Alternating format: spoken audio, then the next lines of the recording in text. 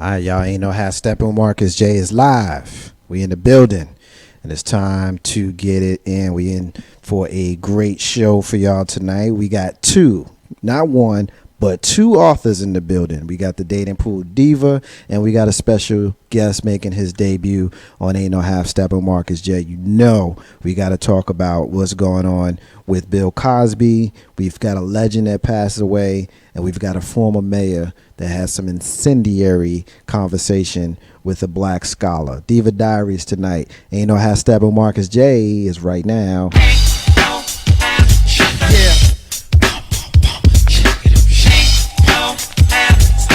It's about that time. It's about that time to get.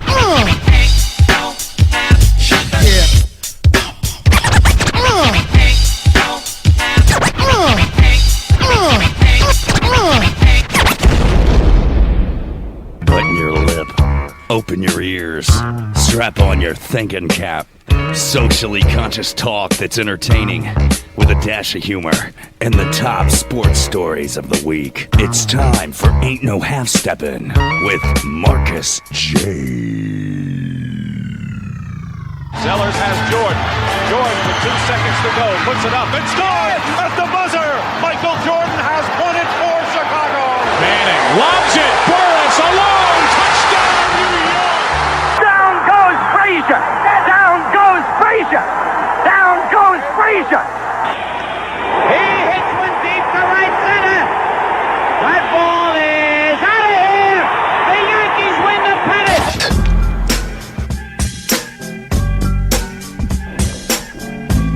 If they lying, then they must be half stepping.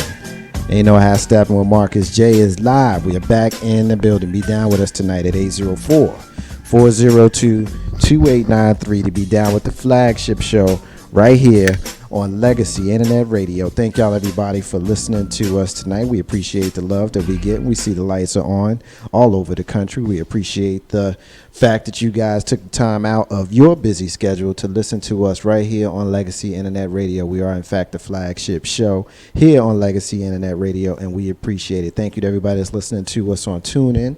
Thank you to everybody that's listening to us on Legacy Internet Radio, and to special thank you to everybody that's listening to our replays on YouTube. We appreciate the love that we get. And as we do every single week, we go around the room and we introduce the crew. We got a lot to get into tonight. As I mentioned in the intro, we got the dating pool diva, who I will introduce here momentarily, but I want to reintroduce to the crew. He made his debut as an official part of the crew just a week ago here on the airways. I Ain't No Half Step with Marcus J. I got my big bro Joe in here. What's up, man? Hey, what's good, Marcus J? How you living today, son? Doing good, my brother. You doing all right, man? Oh yeah, you know, looking dapper as bow tie usual. pimping. Yeah, I see. That's what I'm saying. Looking extra dapper, the Don over there. You all right, man? Yeah, you know, 3-piece suit wearing, tied to death. See. I try to give you some love, and then you had to give yourself some love, man. Of course. What's up with the if selfie? I don't love me, who will, man? Well, yeah, that's true. All right. Yeah, that's true. Pick on it, brother. Of course, we see, or I should say, we hear from this sister every single fourth Monday of the month. Ain't No Half Stepping with Marcus J's own dating pool diva, the host of the Diva Diaries, right here on these airwaves. I got my sister, the dating pool diva, Arthur Charisma. What's up, girl? Hey, how y'all doing? Doing fabulous. How you doing? Doing all right? Doing all right. Doing hanging good? in there. Hanging in. Yeah, well, you got to hang in. You amongst family. You don't have to hang in with family. You can go ahead and have fun and let loose. You going to have some fun tonight? You got some good stuff over there? I got some good stuff for y'all. You going to have people all riled up? I'm going to have them riled up. And tell them where they going to call us up if they want to be part of the show. Call us up at 804-402-2893. That's what I'm talking about. And, of course, I've been talking to this brother for a long time. We've been friends for a little over a year, about 2 years.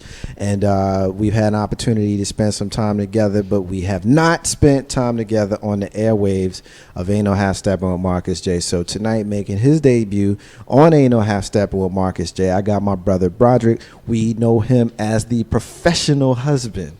He's an author as well. And so I'm looking forward to building with you tonight. What's up, brother? How you doing, man? I'm doing good, man. It's good to see you sitting across the table from me. We talked about doing this many times in the past, so today we finally got it done. So it's good to see you. Absolutely, good to be here. We not gonna waste no time, man. We gonna start off tonight as you know. We normally don't start off this way, but we are in fact gonna start off tonight with the Diva Diaries. And so, of course, my sister, the Dating Pool Diva over there, she makes sure that when she hears her song over there, she always has to do her little dance and her little shake and her little shimmy and all that kind of stuff over there. I don't hear a song. It's playing. It's playing. It's playing. If I don't hear it, I can't dance. Can you hear it now? Is that better? Is there that it better? is. There you go. There it is. There you go. There you go. There you go. And whatnot. So we gonna start off the Diva Diaries this week. I want to kind of talk to the authors in the room, and because not only are you authors, but you are relationship. You know, the types of books that you write are based upon relationships. So, Broderick, I'm gonna come and I'm gonna kind of talk with you first, and we'll bring the diva in here in just a minute. I know what the professional husband is. I've known you for a while. We've had the conversations, but the listeners, when they hear that, and I actually mentioned to someone who actually saw the Facebook wall when they reached out to me directly, they was like, "Professional husband? What does that mean?" And so, why don't you tell the listeners what the professional husband means? Share that with the listeners. Okay, the professional husband is just a playful name I got when I wrote my first book that was called Chasing the Tail, Thoughts from a Professional Husband. And all of it was basically based off of the fact that at that time I had been married and divorced 3 times by the time I was 30 years old. Okay. And so now at age 42, I've been married 5 times. So, you know, I've been doing this quite a bit. It doesn't mean that I'm an expert or anything like that. It just means that when it comes to, you know, having gone through the marriage experience, I've kind of done a little bit more than most. So my family started joking with me about being a professional, that kind of thing. But for me now, I use it as a platform to actually be able to talk about positive relationships, particularly in our community, Right. And just give me the ability to be able to share some of my experiences that, you know, can possibly help somebody else. So the whole idea is when you hear the term professional husband, to make you ask questions so I get a chance to tell you about some of the things I want to share. Tell me about the book. The book actually came out in 2007, and wow, this has been a long time. It's about 7 years. Yes. I've been longer than that. I know, right? And so in the book, I talked about at that point, I was coming out of my 3rd marriage, and I was just starting to notice some things, some patterns that were going on in my relationships and some patterns about myself. And so I took the time just to write down some things about different aspects of relationship, like finance and respect and communication, as I saw them based on my own experiences. So I kind of break down a lot of different topics just to talk about some lessons learned, and that's really all it is. Right, right. Now, what inspired you to actually sit down and put the pen to the paper and just, I mean, did you always aspire to be an author? Was that something that young Broderick wanted to do, or was that something that just kind of came about happenstance? It kind of just happened. I mean, as a young person, I wrote well. I was always told I was going to be an author, and I always tried to just shy away from that because I didn't like English. I didn't really like writing, but I did do it well. And when I saw back in 2000, late 2005, I had a lot of, you know, family members that were going through some troubling circumstances, and it seemed like everybody always wanted my advice from a male perspective. Right. So I got to talk about that a lot, and I found myself kind of repeating certain things. I just started jotting them down, and the next thing you know, I was writing a book. That's how the book came about. I can dig it. Now, when we talk about relationships, you know, the inevitable question, I've been married 5 times, you know, that's kind of, you know, that's a conversation piece, you know, for lack of a better term. What can you say you've learned that you can give to maybe a young brother or just a brother who is about to embark on maybe his first marriage? What can you take from your experiences to give to him to either do or not do? You know, I mean, I know that there's probably not one thing that you can give them, but just, you know, the advice that you would give to somebody that's about to embark for the first time. Yeah, it's not just one thing, and we've had these conversations before, but my biggest piece of advice always is learn how to be selfless. You know, people can get into relationships and marriages, and it's just all about, me, I. And when you look at the reasons why most relationships break up, it's because somebody's saying, well, I wasn't happy, or I wasn't getting what I needed. And when you kind of just listen to their conversations, it's very focused on themselves. But in a relationship, if you can learn how to just reduce that amount of attention on yourself and shift to a place to where you can kind of put another person ahead of yourself, because that's what it is. Right. You're actually taking on another person and saying, I'm going to value you just as much as I value myself. Right. I'm going to put your needs just as much important as I put my needs. All of that ties in. And that's hard for us to do because as humans by nature, we are about, self-preservation. We want to take care of me first. Right.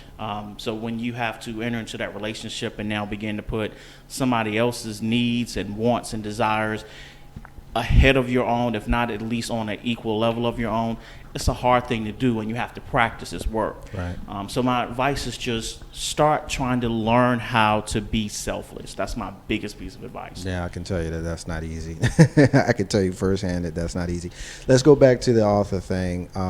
Had you thought about maybe writing some more, or you looking at maybe the book that you wrote being kind of the only shot that you took, or you looking at maybe taking another shot in the future? Yeah, my next book I'm actually planning for to come out in the summer of 2015. Okay. And so I've been working on it probably for about a year and a half now. Okay. And it's actually been pretty exciting because, like I said, the first book just kind of happened. This one I've been doing because I got something to say. Okay. And so, like I said, that was 7 years ago when I was doing that, which means, I started writing this when I was 31 years old. Now at 42 years old, things are just a lot different for me. I've matured a little bit. I look at things a lot differently. And then so the book, and I'll actually share this much with you, the name of the book is called Can You Love Me Standing Up? So and I love the title of it. I do too. But it literally takes, again, my own personal experiences, now being 42 years old, right. Having 5 failed marriages, and right. I found myself back out in the dating scene. Right. I had to lay down a plan for myself. I had to lay down some criteria, a lot of different things that, do's and don'ts, wills and won'ts. And so all of that kind of comes into play in this next book to talk about it, and kind of shows a much more mature side than the first book that I wrote. Right, I can dig it. Ain't no hat Steppin with Marcus J, live from the den of Legacy Internet Radio. To be a part of the discussion tonight, give us a call at 804-402-2893. As I mentioned, we've got not one but 2 authors in the building. We, of course, have the sister in with us every 4th Monday of the month, and we typically talk about relationships, but it's a rare moment where we actually get her to share with us some information about what she's done in her books and things of that sort. So, Diva, we know that you wrote several books. Tell us about how many you wrote and kind of what the thought process is as you embark on your next endeavor. Okay. I have 6 books to date. They're all romance, relationship, dating type theme. I've been writing all my life since I was a kid, but I never, at that point, as a child, thought I was going to be an author. It was something that I enjoyed doing. Like many artists, they may doodle or draw pictures or something like that just to occupy their time. That's what I did as a child. And, I think the first book, A Taste of Bittersweet Fruit, came about because I was going through a romantic relationship breakup type of deal, and my way of entertaining myself and kind of getting my mind off of the relationship was to write a book totally different. Right. Right. Totally, and if you ask my ex right now, he'll say the book is about him. But I'm like, it has nothing to do with you. It's totally, the main characters are totally different. There's some semblance of Kyla, the main character, in me. Right. As for her personality, but the guy, the counterpart to her, is totally different from my ex. And I wanted to write something where people went through a lot, but in the end, they still were able to maintain a relationship and stay in love and make it work, fight through it. And so that's kind of what A Taste of Bittersweet Fruit is about. Venomous is the sequel to A Taste of Bittersweet Fruit, and it kind of leaves you off with a cliffhanger in the first part, and in the second part is resolved what happened with the main character. I can't really share because it would, ruin No, the we storyline. want you to buy the book. Yeah, I want you to buy We the want you to books. buy the book. Absolutely. Absolutely. After that, I had my second set, Love Thyself for adult women, and then Love Thyself, the teen version for teenagers. And that's a self-esteem series where I try to work with women and girls on building their self-esteem, feeling good about themselves. That's so necessary. It's very necessary, especially in this day and time. And then the last set is my Dating Pool and Love Revolution blog books, which I'll be reading from those tonight. Okay. And those books were basically brought about so that I could start a relationship forum, online and in person, and we could talk about different relationship topics without, having to be that creative. It's already written in a book that we can utilize in our groups, and we use it all the time to head our Love Revolution monthly group.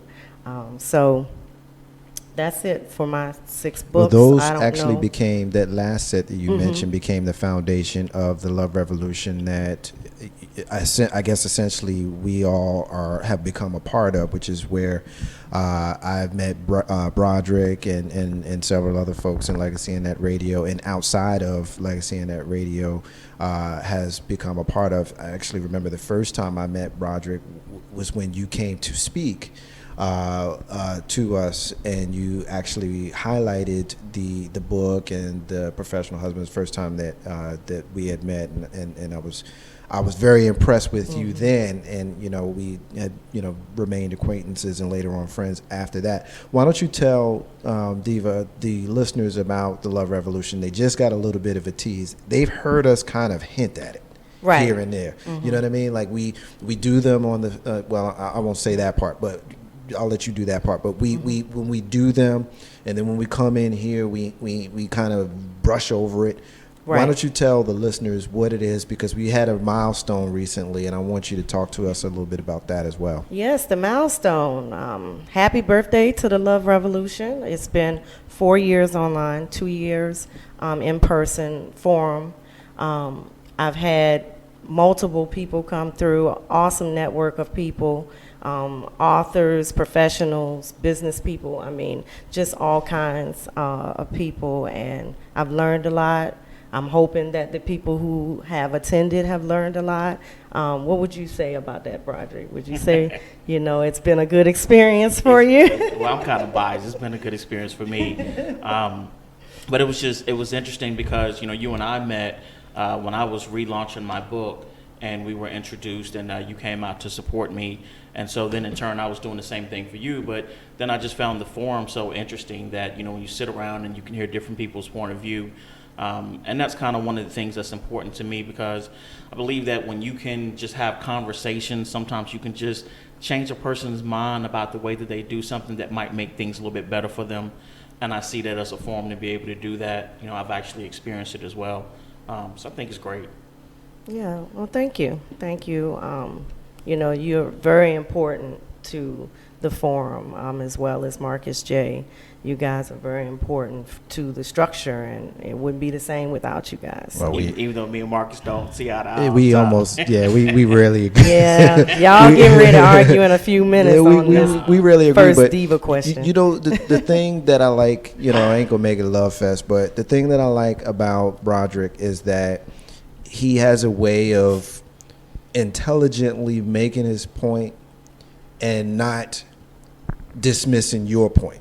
You know what I mean? Like, oftentimes you find yourself in debates with folks, and in the effort to make you understand where they're coming from, they oftentimes come off as dismissive. I know personally that I have been guilty of doing that. And so, that's a little bit of self-analysis. I've not seen you do that. And that's one of the things that I strive to be like that you do, because I like that. And so when we battle back and forth, even if we don't agree, we can agree to disagree without being disagreeable. And I like that. And especially when we do it in relationships, because you got two intelligent black men discussing relationships coming from different perspectives. Both of us are right. You know what I mean? Absolutely. Both of us are right. We may disagree because it's not fact based. It's what we think, it's what our opinions are. So I love it. When we just had one last week. And so I enjoy going. Sometimes I get a little bit more fired up than I should, but I am guilty of that. But it kind of is what it is. Y'all love me anyway. So we're gonna take our first break of the night, and when we come back, we are going to get into some. I guess we call them hot topics here. We like to call them what the hell. And later on, the Dating Pool Diva is going to share some more Diva Diaries type of information, because she's got some questions that are gonna basically get Broderick and I. We're gonna bring Big Bro Joe in here as well, get us all riled up. Marcus J and the crew, ain't no half stepping with Marcus J, Broderick, Diva, Big Bro Joe. Be back in a minute.